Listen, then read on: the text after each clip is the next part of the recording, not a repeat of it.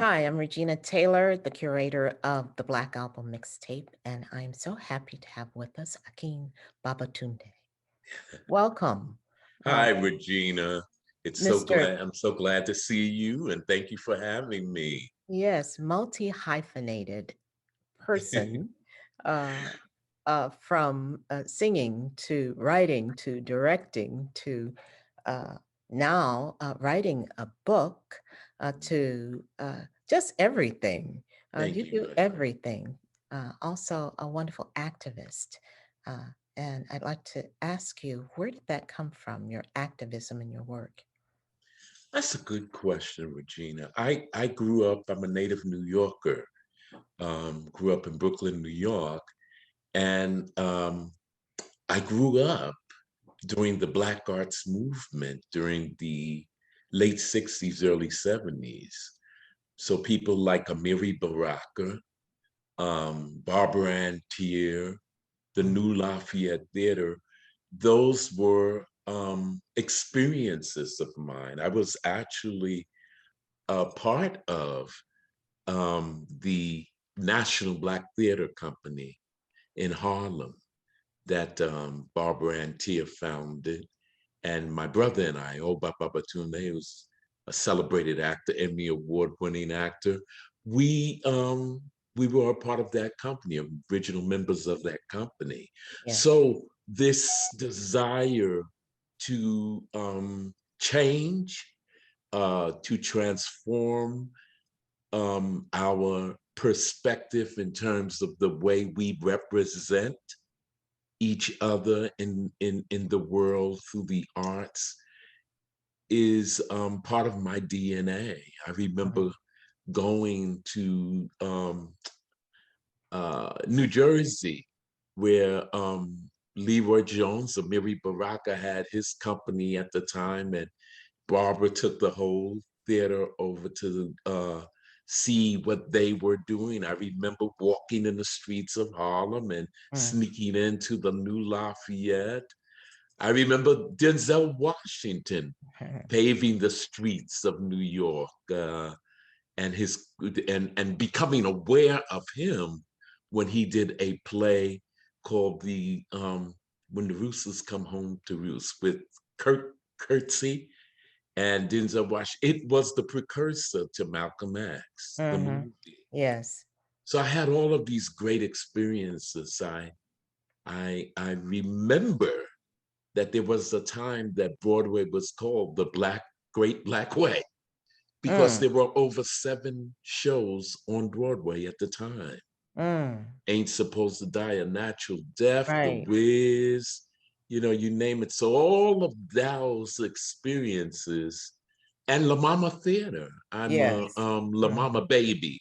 I mhm. was nurtured by Ellen Stewart, Ah, along with Harvey Fierstein, and you name it. So yes. all of that is in my system, and I'm grateful for that. Yes, you came out at a really amazing time in terms I of did. Black art and the explosion of that during that period of time. As we know, it waned. What would you say is the cause of that waning? And also then, uh, what is happening right now? I wish I had the answer. I know funding, Mm, definitely. The Negro Ensemble Company, how can I forget to mention them?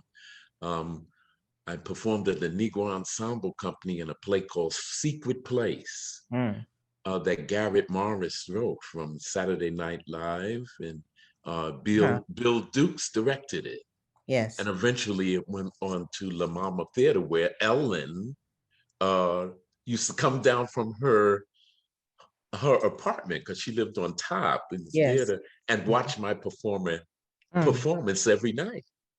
And Harvey Fierstein, you know Harvey Fierstein, just like this. He says, Ellen loves you, darling. You're gonna be a La Mama baby. I said, what the hell is a La Mama baby? Mm, And little did I know at the time, she chooses the people who will be in her company. And I was one of those who were chosen. I yeah. think it's the thing that's missing is the funding. Yes. to keep that spirit alive. These theaters were supported at the time by great grants. And therefore, these artists had an opportunity to express and do their work in Mhm. transforming theater. Like Ain't Supposed to Die a Natural Death, for colored girls who have committed suicide, but Right. the Yes. rainbow wasn't. I remember seeing that in a club, Yes. in a little jazz club, and then all of a sudden it went on to Broadway. There are countless Right. explosions that happened where Mhm. artists were hungry and willing Mhm. to express themselves, but Yes, we see unfortunately, that in the Harlem Renaissance, uh, yes, yes, that Regina, which was a time of flourishing of Black arts, right, and again right, in the 60s. yeah, And it yeah. seems again, Ain't Supposed to Die a Natural Death. It's supposed to go to Broadway again now. Yeah, I Mhm. remember seeing that several times. There was a time on Broadway Mhm. where my brother and we must have saw The Wiz 50 times because we would second act shows. Mm. So we would wait Meaning, until the second act and just walk in with the right, audiences. get in for So free. we, right, get it for free. So we were just proponents of just seeing all kinds of theater. Yes. I think that spirit needs to come back. Mhm. And I don't know what needs to happen for that renaissance to come back. It almost seems like it is the right with these young and new writers, Right. coming up. I love she wrote The Mountaintop, Uh-huh. and Uh-huh. she's now got a show Miss on. Hall. Yes, yes. And she's got a show on P Valley.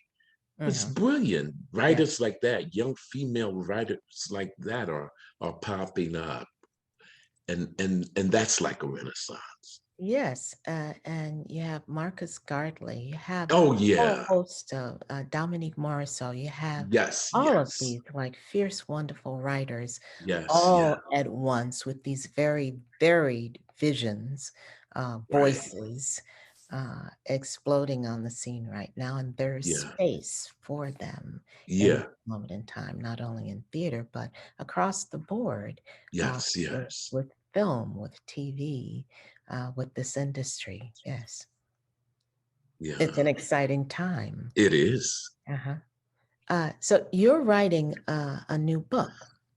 Yeah, I am. I'm writing a new book. The working title is called A dot dot dot The Spiritual Path to the Craft of Acting. Mhm. And I remember that when I was growing up in the theater, people like Adrian Hall, Mhm. Barbara and Tia. Adrian would say, we belong. Adrian is responsible for me living in Dallas now because I was a member of Trinity Rep. And he Mhm. brought me here to join the Dallas Theater Center Company. But that, I remember before we would start rehearsals, he would say, we belong to an ancient tradition of souls all Mhm. within the space supporting us. So be aware of the spiritual essence of who you are. Mhm. And I remember Barbara and Tia saying that we are priests and priestesses of our emotions. And Mhm. those of us who are artists are charged, have a special charge in life.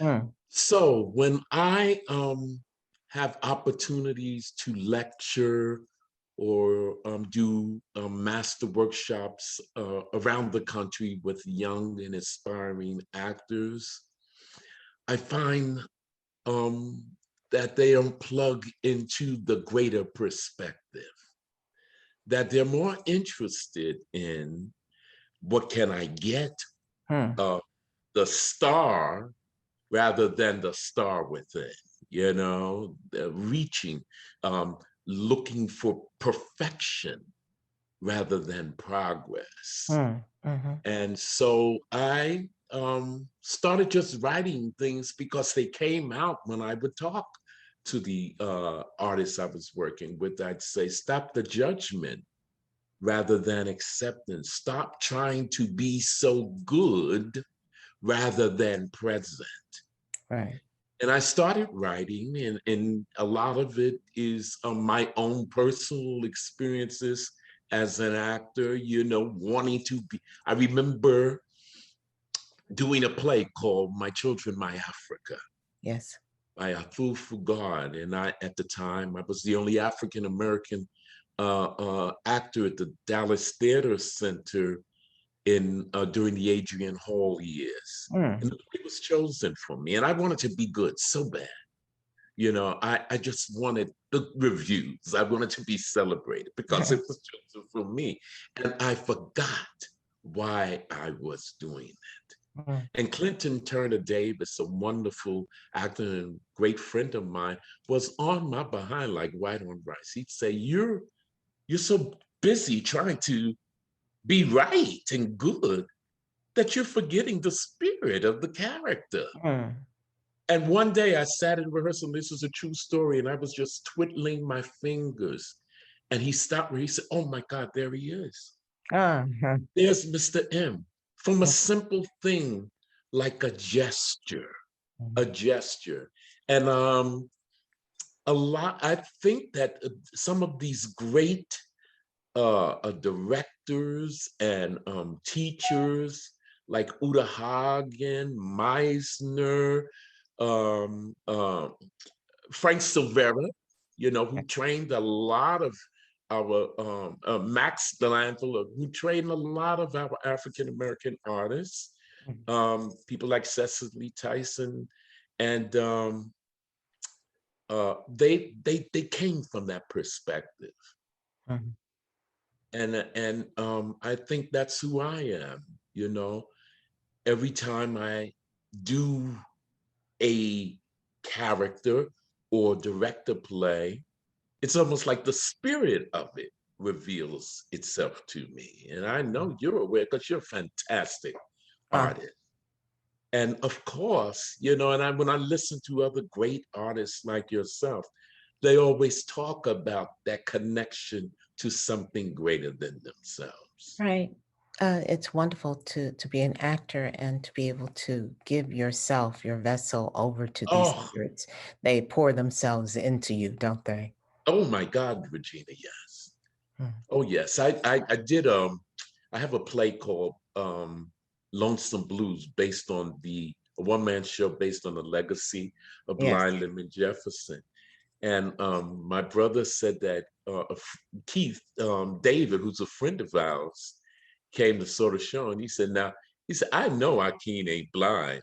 He Uh, said, but I thought that fool was blind. He said, I couldn't believe that was Akin up there. But it was me, but it was the spirit of yes. Blind Lyman Jefferson. And I think young actors sometimes are missing that gem, that Mhm. tool of connecting to something greater than to support your art. And I'm not talking about a religious thing. I'm talking about the muse. I'm talking about the things that happen to great artists like Picasso and Mel Streep. My brother worked with Meryl Streep a couple of times, and he called me one time while he was doing the Manchurian Candidate, and he said, "Wole, that's his nickname for me." He said, "She's just like us. Ah, She's just like us. right. She listens, she prepares, she waits, she feels, and she goes for it. And Mm. she's carried through the beauty of the craft." Mm. Now, when you choose to write something, how does that come to you?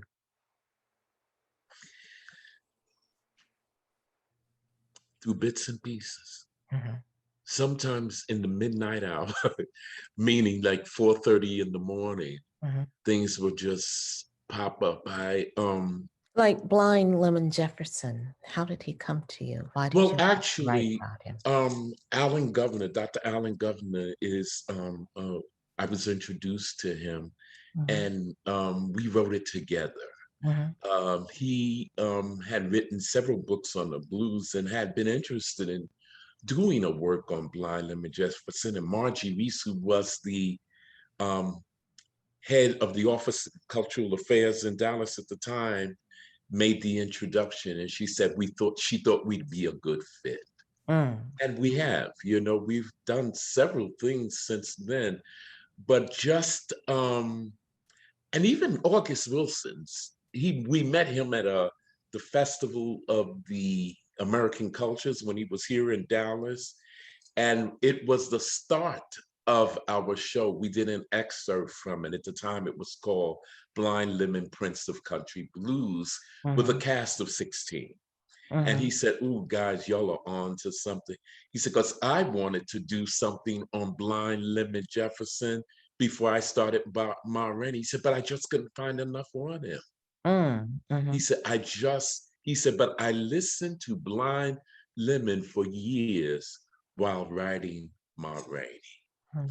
So it came to us through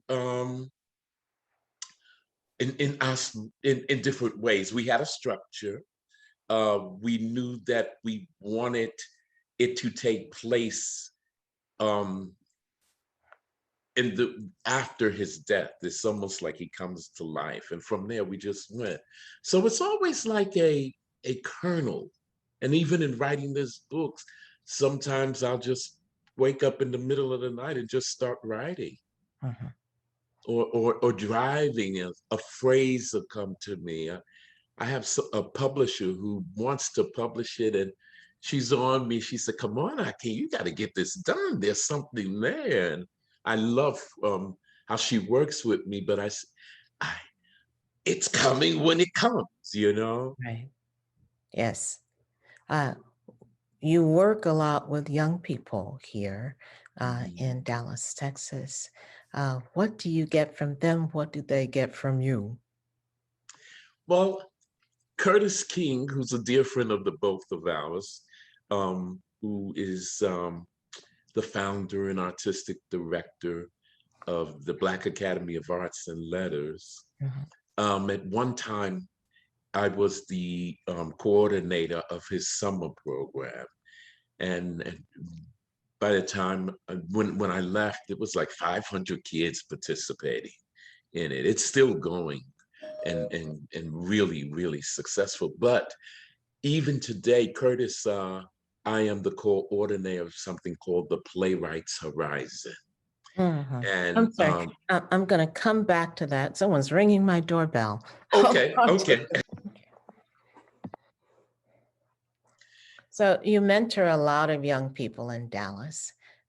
What is it that you get from mentoring? And we know that the students receive a lot from you as well.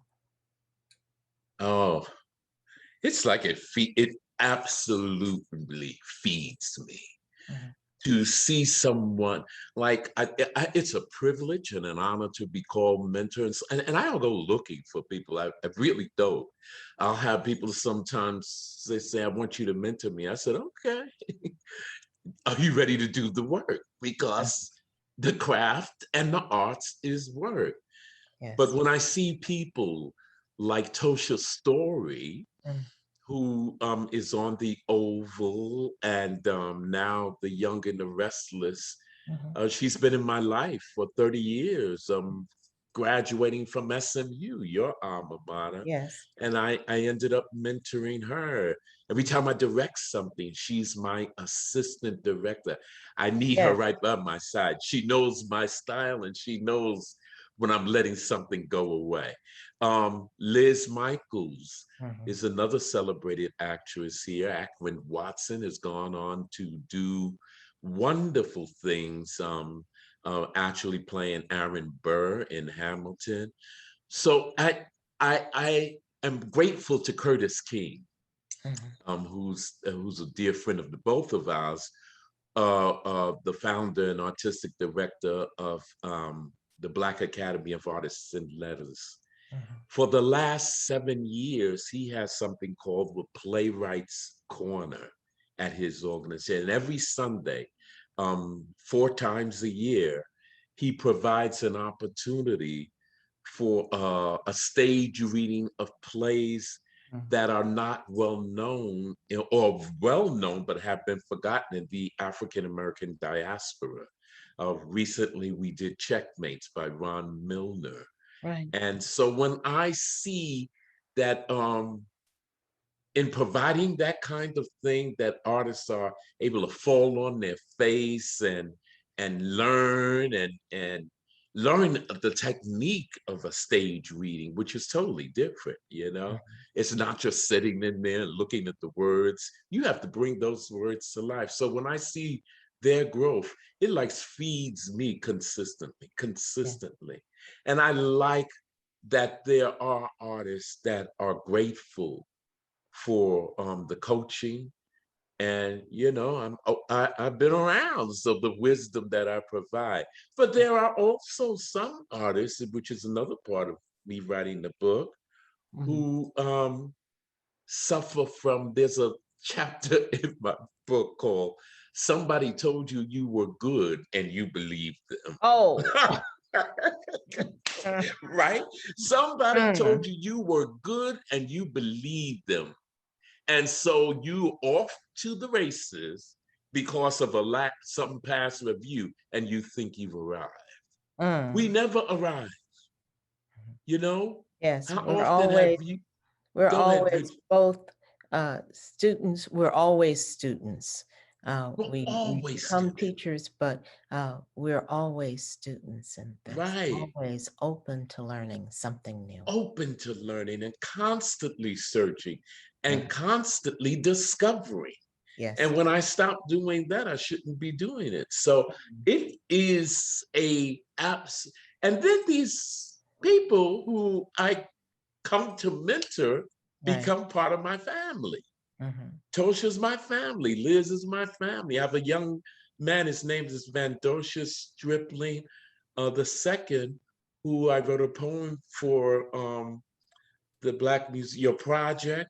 And he's one of my newest mentors, but he's so hungry and open and willing to do, to seek, Yes, and it is to do the work. At do the it. end of the day, it's It the work, is. And the it's, rolling up the sleeves, and yes, the yes, patience, the diligence, the yes, dedication Regina. to the work. A lot of Right. times people want to get on the big screen real fast, Ah, and that's the point of it. say it. But That's right. yeah, it takes a lot of Yeah. hard work, Hard work. tenacity. Yeah. Yeah, and so you have to know why you're doing it too. Yeah. That's true. I was I had an opportunity to go to Vienna, of all places, Mhm, to direct Black Pearl Sings by Frank Higgins. mm, This has been a play that's been touring the regional theater for a while. And I almost didn't get that job because I didn't have a commercial credit. Like I've never directed on Broadway yet, you know? And they said, well, he doesn't have a Broadway credit. We don't want to bring him, you know? And it because of Frank and Frank's agent, they said, we don't care. We know his work mhm, and the way he works and his way of working. And if you don't allow him to direct, we won't give you the rights to it. They mhm. stood up for me. Yes. And I went to Vienna, and at the first rehearsal, they were sitting there with their arms folded. Okay, let's see what you're going to do. Otherwise, your behind is going back on the plane. And when I presented my concept, and at the first rehearsal, the artistic director just fell back in her chair. She said, "We're in good hands. We're in good Ah. hands." Not, she never came to a rehearsal. She Yeah. never looked for what I was doing. She kept getting these reports from the two actresses. Oh, he's wonderful. He's an actor's director, you know. And it was because of Mhm, the work that I put in. And I'll never forget that opening night party where it was like something on a red carpet in Hollywood or something, and each of us had a cake mhm, with our name on it. And I walked in the door, and the people applauded. And one of the actresses, Carol, she said, do you know who this party's for? I said, no, it's for us. She says, no, Mhm. baby, you. She said, and if you did not do Mm, your work, they would have shunned you and nobody would talk to you. So when you mm, go back home, this always brings tears to America, mm, and you're struggling to find your next job. Remember, your gift has made way for you to sit in the presence of kings and queens. And my dear, this is the wealth of Vienna that you're sitting in, mm, and they adore you. mm. So you remember,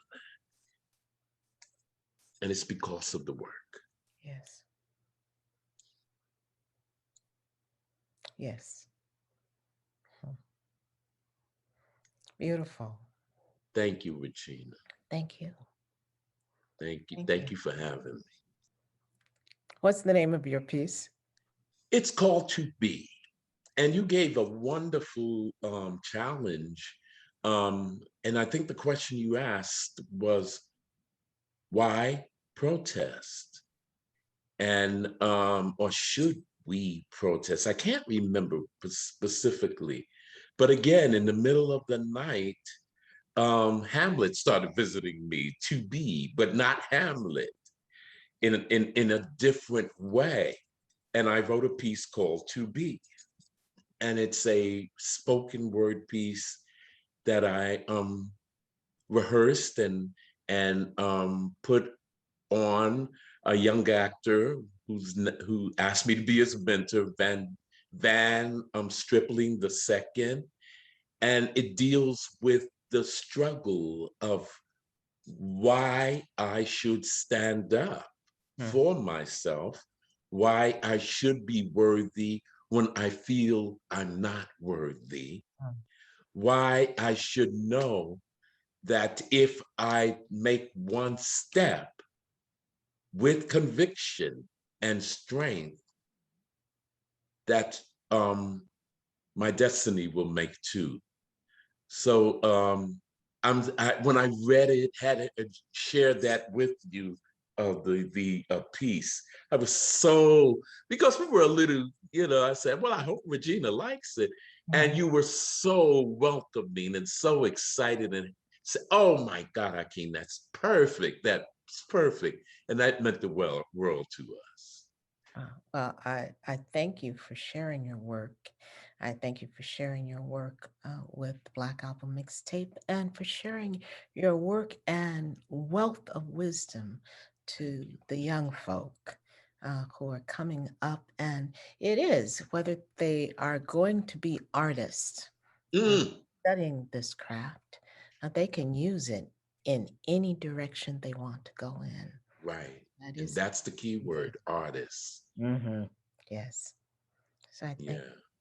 I love that you said, well, they're going to be honest, because I always have this saying when I'm working with actors.